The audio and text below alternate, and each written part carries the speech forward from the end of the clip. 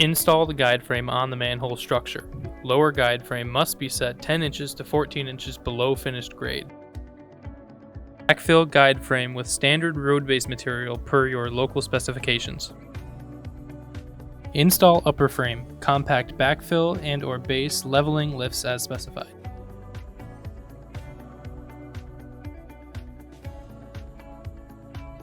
Pave over upper frame.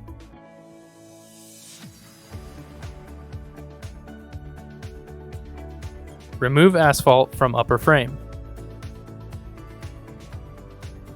Lift the upper frame to 1.5 inches above the asphalt. Pack the asphalt under the flange until the upper frame remains 1.5 inches above the asphalt.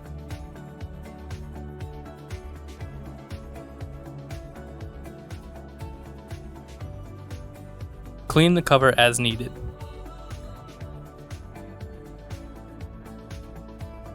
When compacting, start with the outside perimeter, working the asphalt to the center.